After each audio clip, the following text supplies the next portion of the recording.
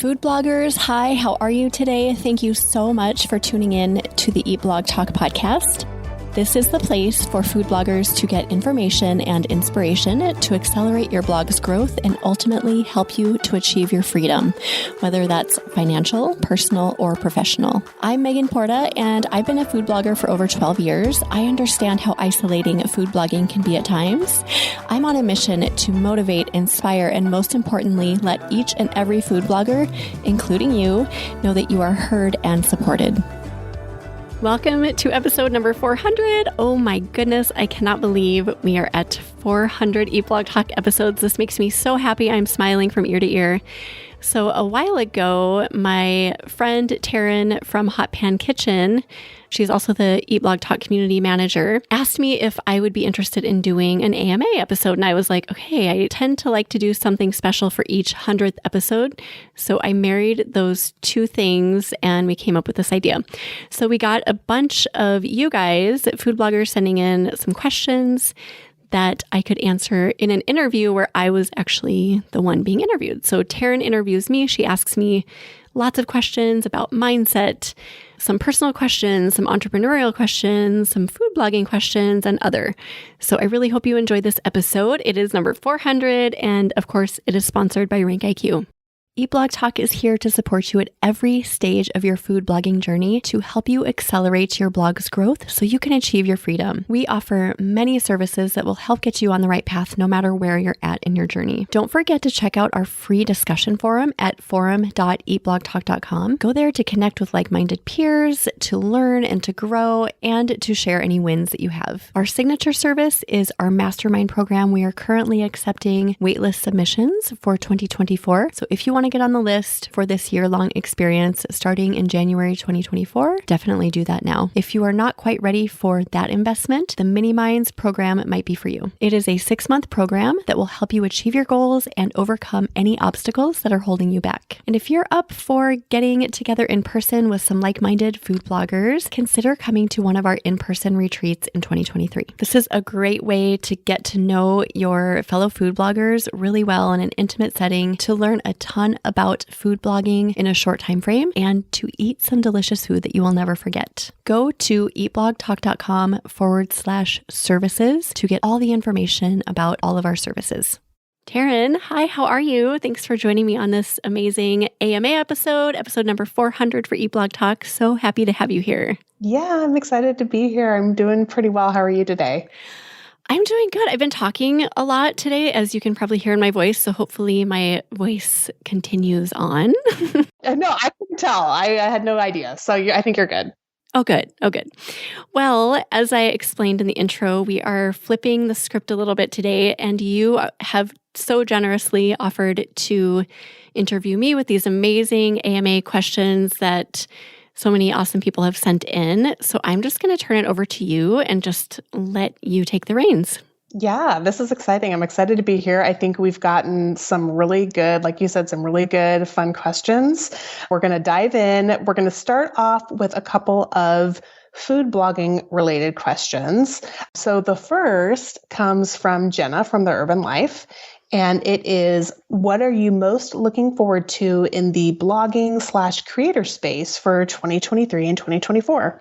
I have to say, I have to go with podcasting, the emergence of audio and podcasting in our space, because I think it's so exciting. There are so many opportunities. As you know, Taryn, you've dug into that yourself, having a foodie podcast of your own. And I have had this feeling for about a year now that people who jump on this bandwagon now are going to ride this wave of just awesomeness and growth and so many good things. So I'm most excited to just watch that kind of take shape. And it already is taking shape. It's been so fun to watch you and so many other food bloggers dig into foodie podcasts. And it's also really exciting for you guys. Like, you were like, oh my gosh, I didn't expect this and I didn't expect this. And I got into it because of this, but I actually, there are so many unexpected good things that have come from it for so many people. So that would be my answer to that. Okay, good one. I like it. I like it a lot. Okay. I'm just going to fire drill this at you. Yeah. We're going to go. Let's do it. Going to go for it. So next one, also from Jenna, with new tools and platforms constantly popping up, what has remained a constant throughout your blogging career? This one was pretty easy for me, surprisingly. Very little has remained constant over the years. I mean, when I started blogging, like keyword research wasn't even a thing. I wrote like 2 sentences about my chili recipe, and it was on spot number 1, page number 1 on Google for years, and there was nothing inside of it. So that is nothing like it used to be. Instagram didn't used to be around. TikTok didn't used to be around. Video didn't used to be around. And then Facebook started prioritizing. Do you remember all of those hands and pans videos that went around Facebook? And there was this little sweet spot of time when if you posted something on your Facebook page at the right time, you would get so much traffic and so many followers, and it was just like this little sweet spot. So that has changed. We all know that that can't happen anymore. But the one thing that has really not changed, it's remained a constant, I'll say, is Pinterest. I knew it. I knew that's what you were going to say. I love that you knew that. We all know that like Pinterest is very different from what it was 10 years ago. I remember the days when I could like put something on Pinterest and like literally, Taryn, 2 hours later, I'd be like, oh my gosh, it's going crazy. It would go viral within a few hours. That, as we all know, does not happen at all anymore. It's so different, but it's different because the space is so saturated. So they've had to adjust and pivot, and we've had to kind of pivot along with it. But the thing that hasn't changed is that the platform has always been there, and it has always provided opportunities for food bloggers to get traffic. It's harder now, yes, but there is still a way to do it. People do it all the time. So yeah, Pinterest. Yeah. Oh my gosh, I'm laughing so hard because I know you are such a big proponent of Pinterest, and I have had my own ups and downs with Pinterest, but you're right. It's remained constantly there for people who are willing to play with it and see how it can work for them. Exactly. And I love that Jenna asked this because she and I both have an intense love for Pinterest. So I wonder if she asked it knowing that I might say Pinterest. I'm curious. You'll have to ask her. Yes. Okay. And then this next question, it's actually 2 people asked very similar questions, and it is a very hot topic right now. So these questions come from Molly from Photos by Molly and Kayla from Broken Oven Baking. And it's essentially about AI. So how do you see AI changing blogging? Or another way to word it, what impact do you think AI will have on food blogs in the future? I think that without a doubt, AI will change how we blog, but I think it's really hard, almost impossible to know exactly how, because that would be like fortune telling, right? I don't know. It could go well, it could go not well, but my best guess is that Google searches will change, they will evolve in some way, and we'll probably need to pivot a bit for that and probably strategize in some ways about how to maybe compensate for traffic changes or traffic loss, or I don't know. That's my best guess about Google. And then also I wanted to say about that so I feel like a lot of food bloggers see AI as kind of a threat right now. And I don't like that because this is what we do. Things come into our world all the time, and we have to adjust and accommodate to them. So knowing that some food bloggers see it as a threat, I'm going to say this. So with every seeming threat that comes into our space, we as food bloggers become smarter, we become stronger. We always figure out a way to find the opportunity in the threats or the scary things that come to us. So I'm just encouraging everyone to see this as an opportunity to grow and evolve and not to be afraid of AI and to use it to our benefit. So there are ways that we can use it that aren't like, quote, dangerous. Like I wouldn't go into AI and ask it to write an entire blog post for you, but use it to, start an email or to write your Pinterest pin descriptions or to get ideas about what to serve with Reuben sandwiches or whatever. And then just see it as a part of the evolution of our blogging stories. So when we look back, we'll be like, oh yeah, that's the point when this happened and that turned into a good thing. So just encouraging everyone to see the good in it and definitely don't be afraid of it. Embrace it. Yeah. And I think what you were saying about the previous question about things that have not remained constant. Like this is another thing that's popping up, right? Just like you were saying, where, video didn't used to be a thing and now it's a huge thing. Yeah. And people have to take those things into consideration. And yeah, just being positive about that. I love that. I think that's so great. Yeah. I mean, that's what we do. We roll with the punches. Yeah. And this is no different. I mean, it's scary to survive. You do. It's scary because there's a lot of potential things that could go wrong, like change Google searches, for example. But there are a lot of things that could go right. And that's something we need to keep in mind too, is that there is every possibility in the world that this could be go way better than we thought. So just keep that in mind too. That's like the eternal optimist in me. I know. You are an eternal, but it's wonderful. I know. It's wonderful. I love your eternal optimism. Oh, thanks. Okay, good. So we're going to move on to more entrepreneurial questions. So Kayla from Broken Oven Baking asked how to find a good business mentor and what is it like working with one? I'm sure there are many different ways to find business mentors. Okay, first of all, I want to say that I think it is so important to do this. If you can invest in a good business mentor or coach, definitely do it. It will transform your business and your life. So I think my best advice for this would be to listen to podcasts and find the people who align with your values, who you just get a good feel from, who you start trusting. And this is the great thing about audio, is that you can really get a good feeling about the good people and the good sources and the not so good people. So that's how I found my business coach. So I listened to his podcast, loved his messages. I loved everything he said about business. I loved his mindset. I loved his approach to life and business. And I just knew that we would align. And so I investigated. I was like, well, I wonder if he coaches. And he did, thankfully. And I was like, this is it. I knew it. I knew it would be a good fit. And it was a really good fit. And we're still working together. And then I also wanted to say, don't just look for a coach or mentor who talks about business. Look for somebody who is not shy about talking about mindset, because this is the thing that's going to make or break your business. And it's so undervalued. It's so overlooked. And this is something that should be prioritized. So I would recommend going to your favorite podcasts, checking to see if they offer coaching or mentoring. And then also, just making sure they dig into that mindset piece too. Yes, I agree with you about mindset. That's what we were just talking about being an eternal optimist and, having the right mindset for the obstacles that food blogging can bring. Yeah, I think that's wonderful advice. Do you think networking plays into this in terms of the bigger your network, kind of the easier it can be to find these sorts of mentors and resources and that sort of thing? Oh, for sure. Yeah, I think that is a really good point too, because then it's like word of mouth too. Oh, I heard Megan, whatever. And then things like Clubhouse, we show up on Clubhouse almost weekly, twice a month now.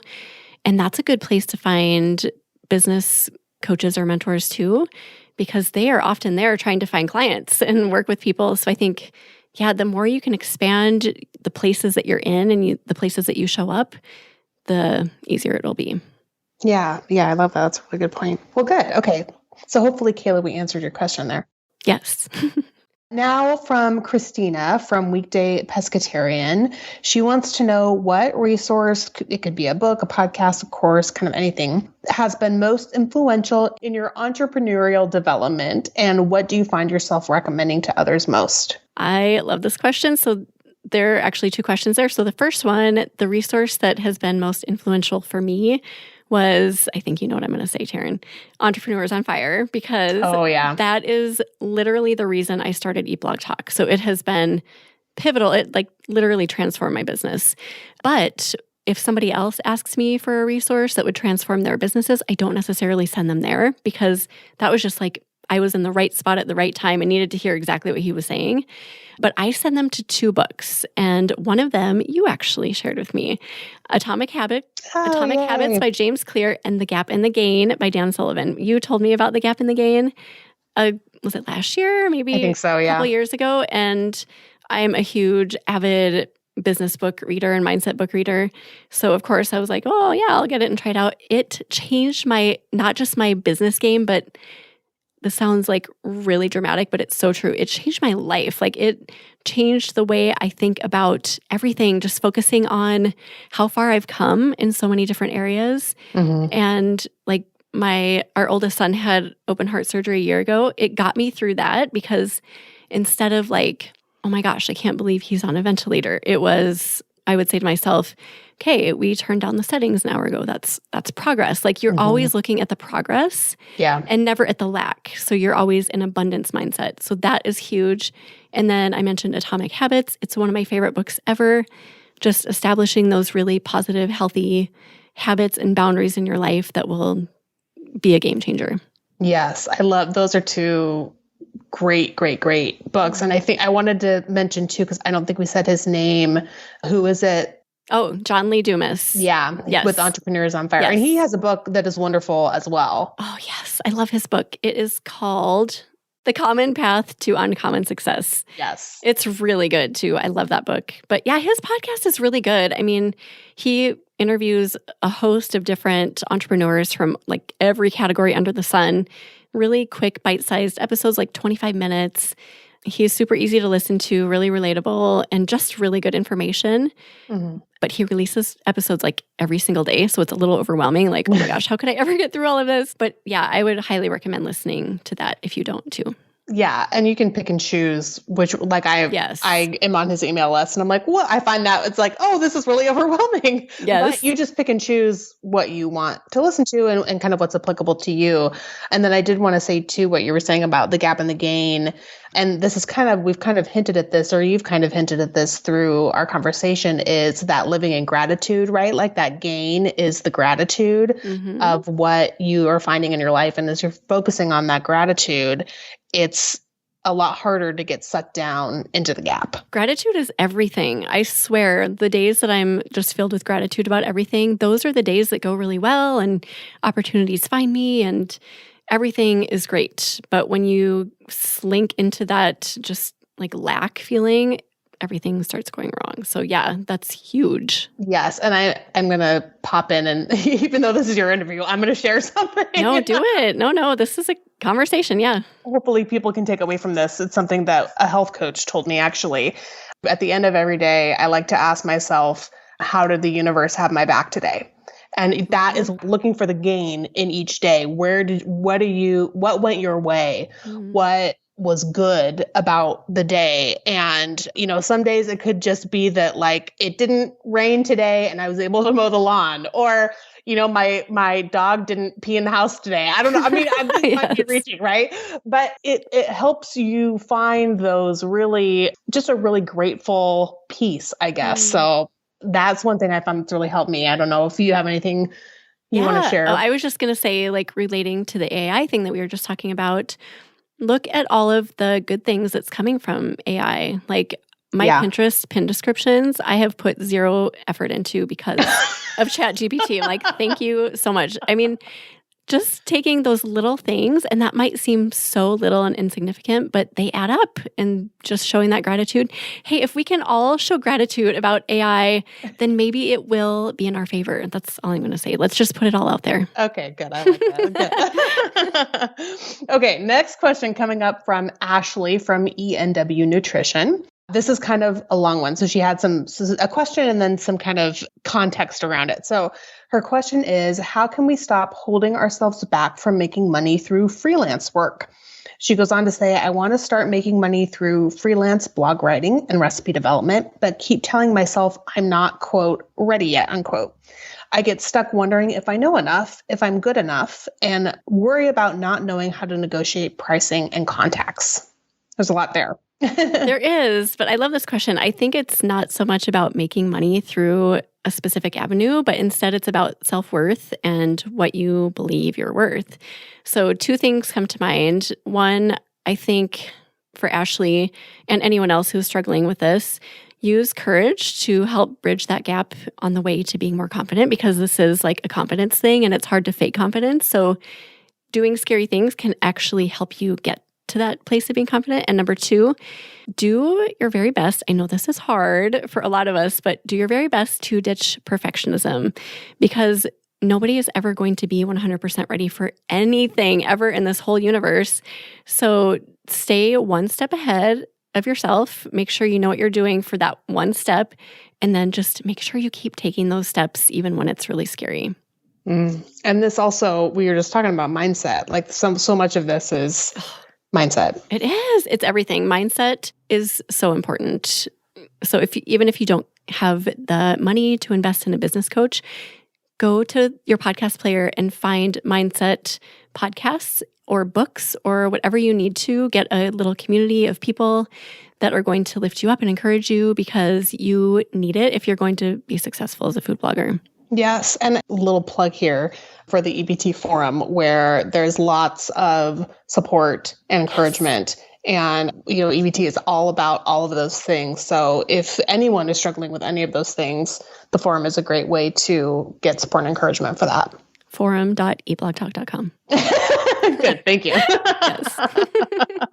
And is there anything else? At the very end, she was talking about not knowing how to negotiate pricing and contacts. Did you want to hit on that just a little? No, because I feel like it's not about that. I feel like she needs to first just use the courage to do these scary things. And she already probably knows what next step she needs to do, and she probably knows how to do it. So do that and keep doing that. And then I think, other things will come to you, like how to negotiate pricing and contacts that will come onto your path when you're ready for it. But I think that's not really the issue.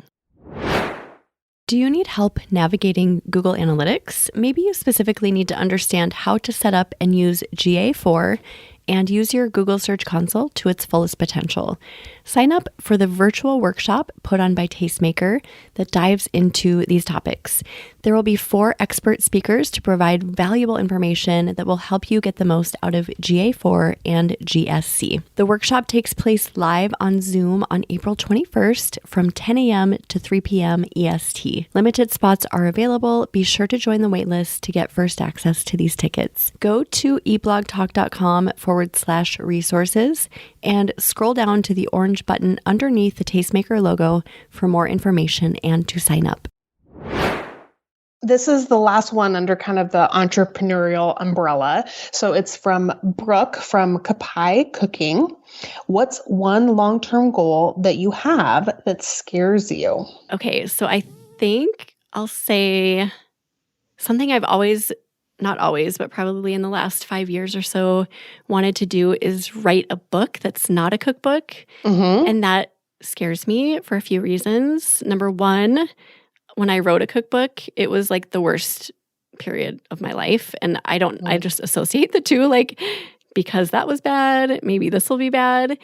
And I don't know, maybe some of that perfectionism thing comes into play too, because I feel like there's something I need to put into a book. I just know it. I just don't know quite what it is yet. And I want it to be the right thing. And it's so overthinking, and I should probably just, just start writing and see where it takes me. But I don't know. That's scary for me. Have you ever done a NaNoWriMo? Do you know what that is? I have no idea what that is. I was like, I'm going to say this, and she's going to be like, what are you talking about?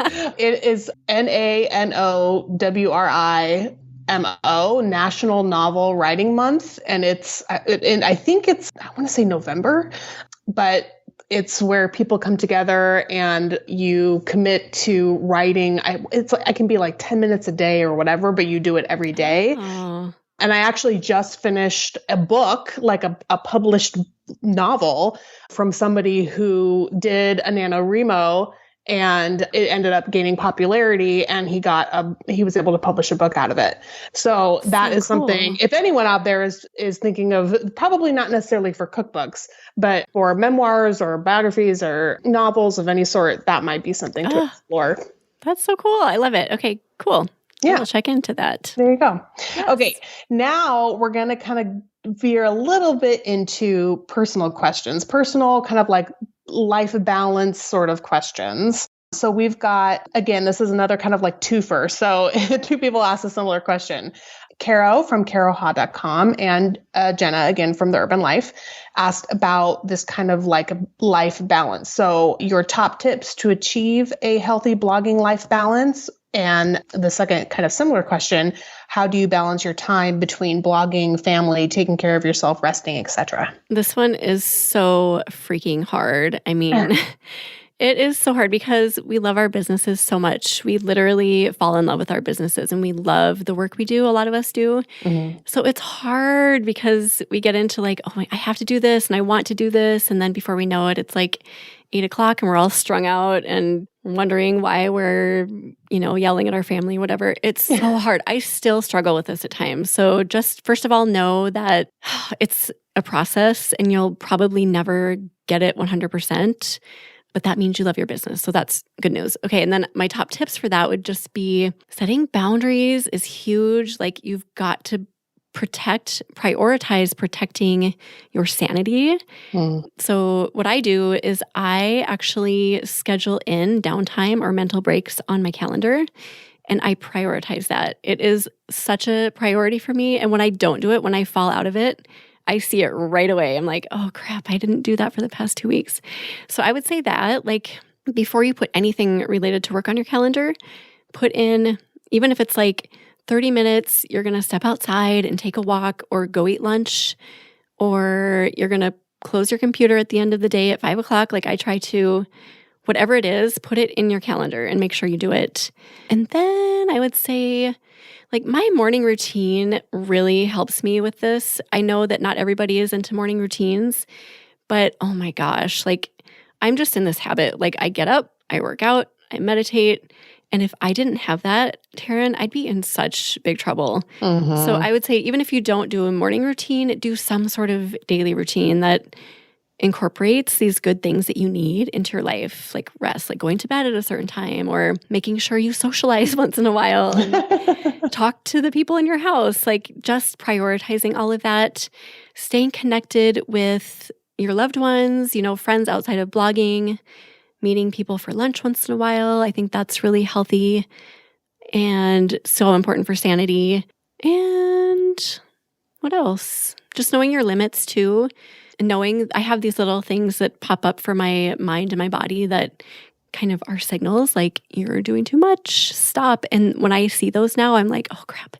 Okay, I'm listening. I hear you. I'm going to go rest and then start implementing all of the things again so that I can feel a little bit more balanced. Yeah. Well, and I think too, along what you were saying with boundaries, communicating those boundaries, because I know you've communicated that to your family and your sons will be like, Mom, it's 5:01, you're on the computer. Yeah, they do it. They hold me accountable. And even you've done that once. Like I sent you an email once at like 5:02 or something and you were like, Megan, why are you still working?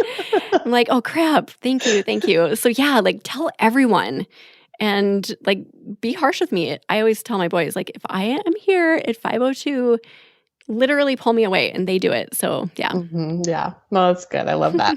Okay. Now this one is a fun personal question. So Christina from Weekday Pescatarian asks, what's your favorite place in the world and what's your favorite thing to eat there? And she wants to believe it's a lake in Minnesota eating a walleye fish hot dish. Please tell me I'm right. Is what she says. Now I love lakes in Minnesota. I probably wouldn't be eating a hot dish on a lake, but maybe a walleye sandwich or something.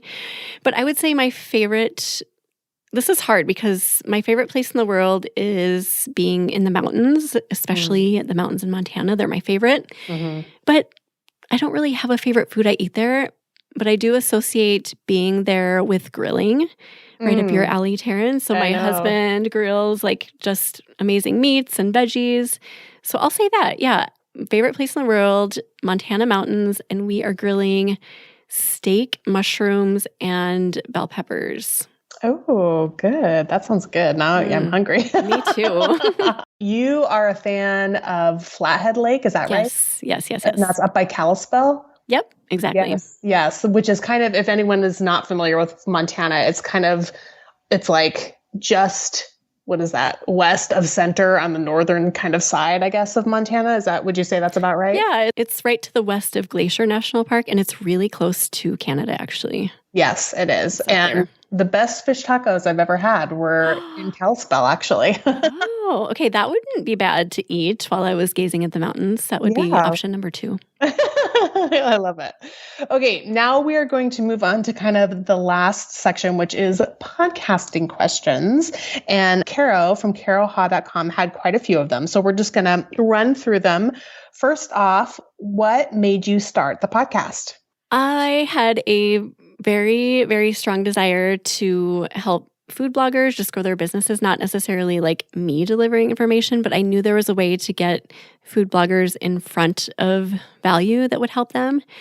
And I've had this desire forever. And then one day after listening to Entrepreneurs on Fire by JLD, I just had this thought like, oh my gosh, he has grown this super successful business that centers around his podcast, and he helps people and serves up all this value.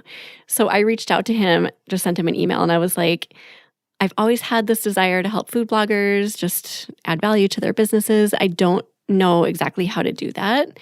What do you think? And he wrote back and said, you need to start a podcast pronto. And I will never forget it. It was like pronto. So, I mean, like 2 days later, I had everything in motion and I was like, I'm doing this. Yeah, that's the story. And the rest is history. It's been, almost 4 years? Oh my gosh. Yeah, almost 4 years. Crazy. 400 episodes. Yeah, 400 episodes, right? It's pretty big. And I will say, like, JLD is kind of a big deal. I mean, I don't know if anyone is, maybe you're not familiar with him, but like, it can take a lot of guts to reach out and email somebody who is kind of a big deal, at least in your own mind. So kudos for reaching out. That was scary. Yeah, I can imagine. And you always have the worry, like, they're never going to reply. Right. But sometimes they do. Oh my gosh, I have the story that kind of supports that. Mark Cuban replied to my husband the other day via email. He was freaking out. I think he read in the 4-Hour Workweek by Tim Ferriss, like, reach out to someone huge, not expecting a reply, but just to see what happens. So he did. And he was like, my wife, Megan, has this podcast for food bloggers, and we would love for you to be on it. And he replied, and it was like, if you watch Shark Tank, you kind of know how he talks, just like very abrupt, like no punctuation, just blah, blah, blah. And that was exactly how his email was written. So we were like, this has to be him. It was so crazy. So yeah, just the moral of the story there is if there's someone that you think is too big for you, that's not true. They might actually reply. Yes, I love that. That's a great example. Okay, next up, what's the most memorable episode of EBT and why? Well, need I say that episode 200 with John Lee Dumas was memorable. Oh my gosh, I was so nervous and like freakishly nervous for that episode. And he was promoting his book at the time, so he was doing a lot of interviews just like back to back to back. And like, I think he gave me like 15 or 20 minutes, so I knew it was going to be short and sweet.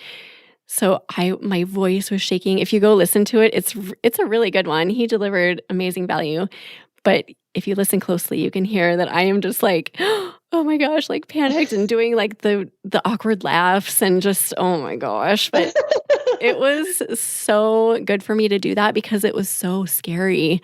And when I was done, I just felt like, if I can do that, I can interview anyone. I can do anything. It just gave me a really big boost of confidence too. Yeah, that which is hard can still be like, it makes you grow, right? Oh, yes. So scary. Scary things make us grow. Yeah, exactly. Yeah. Okay. And then in which episode have you learned the most? I don't necessarily have a single episode that stands out for this answer, but I would say just more of a general category is learning from food bloggers who are in the weeds. And this, I think, is one of the beauties of eBlog Talk is that I talk to a lot of people who aren't necessarily like top experts in the field or anything like that. They're actually just food bloggers, like doing the work and finding certain things that have really helped their business or their mindset or whatever. So that is my favorite, when I get to have a conversation with somebody who's just like Sue over at the food blog who's been around for a year and a half. Like, she has amazing value to share. So many people discount that too. And I think it's really rare for podcasts to talk to people who are just like, your average food blogger, your average fill in the blank. And instead they go for the big names. And I think, yeah, there's so much power in that. So those are my favorite types. Yeah, I think that's really a great, and I know you've had that kind of concept or outlook for the whole time where it's everybody has value. It's not necessarily like it's great if someone who has been blogging for years and years and years, like you have, who wants to share their value, but everybody has a different life experience. And that's exactly what you're saying is you can bring lessons from the life experience that others can learn from. So true. Everyone has a story to share and everyone has an angle that's going to help people. So like literally any person listening to this right now could join me on a podcast episode and provide immense value. Yes. I love that. That's great. Okay. Now goals. What is your goal for the podcast in the next 3 years? Oh boy. Okay. So I am going to keep publishing 2 episodes. I almost said recipes, 2 episodes a week. So let me do the math. So we do 2 episodes a week. So 104 episodes a year. So in 3 years, I'll be at 712 episodes. So that's kind of like the numbers. And I've always had in my mind, like, I'm super excited to get to episode number 1,000. So that'll be beyond 3 years, but just a little side note there. And just through continually talking to these amazing people that we just referred to, I would just like to keep growing this supportive community.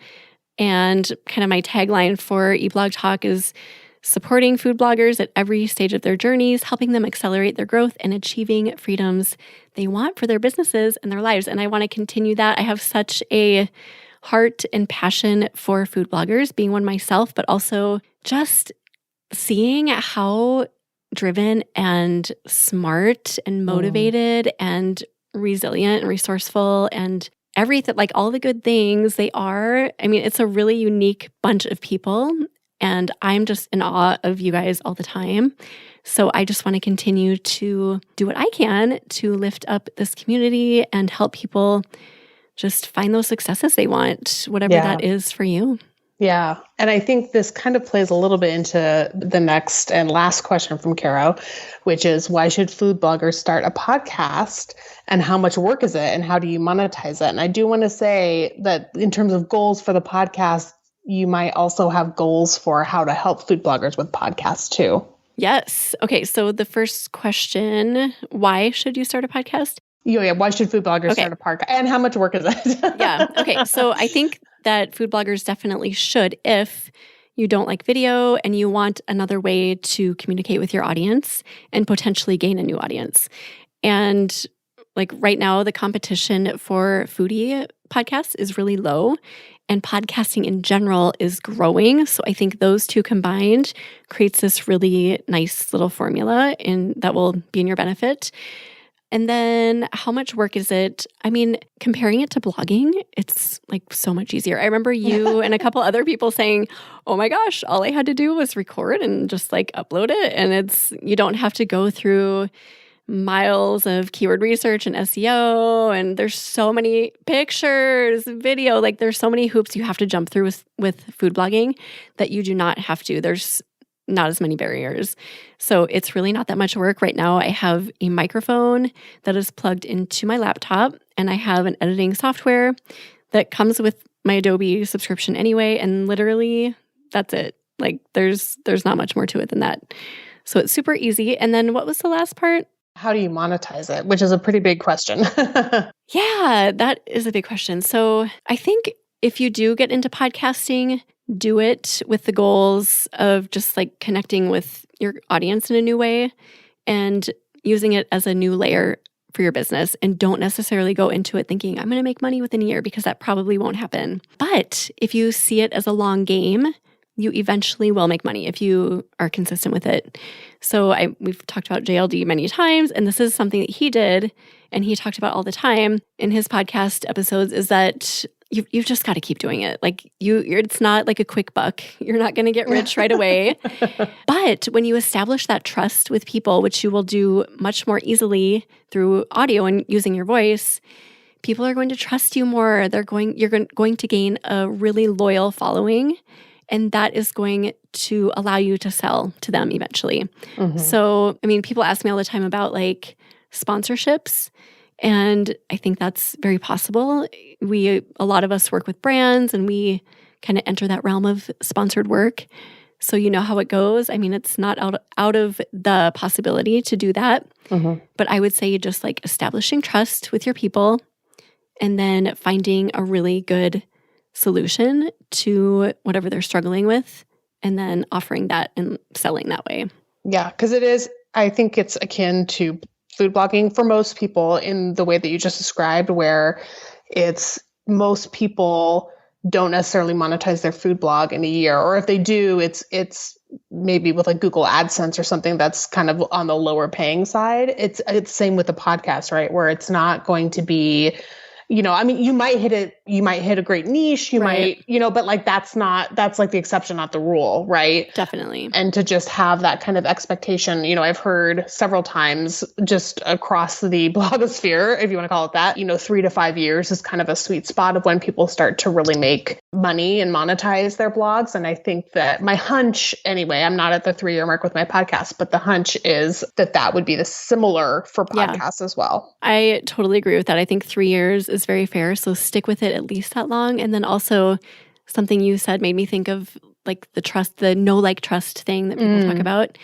It's so hard to get that know, like, trust through a blog because you're writing, you're typing and you don't even know if people are reading everything that you're typing. But with a podcast, people put you in their ear and they are listening to your voice. And that is such a great way to like really quickly get that know, like, trust. So you're going to earn it a lot more quickly through a podcast than you are through a blog. Yeah, agreed. Very much agreed. And then how are you supporting foodie podcasters going forward? Do you have plans? Yeah, so we've been running kind of like a little mastermind group for almost a year now. And I have just decided that I want to make it more awesome. So we're taking a little pause on that. We're going to revamp it. And I'm hoping in the fall to have a really robust group going where we just kind of meet twice a month or so and just do a little masterminding and help people who have already started a podcast. So you're already launched, just kind of brainstorm and evolve and really dig deep into their podcasting businesses. Yeah, I think that's great. It's going to be really helpful. I think we're going to end with quick questions, if you don't mind. I'm going to throw these at you. Oh, uh-oh. This is unpracticed. And Megan's boy. But I think they'll be kind of fun. We can kind of end on this. So right. What is your favorite color? Purple all the way. Oh, I love it. What is your favorite movie or one of your favorite movies? Oh, have you ever seen Garden State? I know it. I don't think I've seen it. I don't know why. The music and just like the acting, everything. I love that movie. It's one of my favorites. Oh, good. What about TV show? Oh, Gilmore Girls. Oh, that's a good one. Yes. What was your favorite toy growing up? Oh, I had these little Weeble Wobble things. Does anyone know what Weeble Wobbles are? They were like these little egg-shaped creatures, toys that lived in a tree. That sounds really crazy. Wow. Maybe it's better that they're not around anymore. That mental break thing that I mentioned earlier, maybe I need one. Maybe. Do you have a favorite day of the week?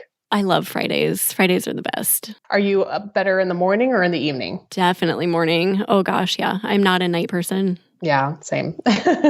Coffee or tea? Or something else? Coffee all the way. And then vanilla or chocolate? Vanilla.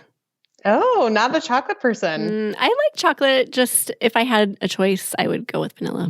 Okay, good. Well, that's it. That's all we've got for today. Oh, so fun. This was great. And I know that you know this, Taryn, but I try to do something just memorable for each 100th episode. So I've done 100. I did something special, 200, 300, and now 400. This just made it so special and not just doing the AMA, but being able to talk to you. So thank you for doing this with me. This was so fun. Yeah, this was super fun. I'm really glad we got a chance to do it. All right, Taryn, we'll talk to you later. Thanks everyone for listening.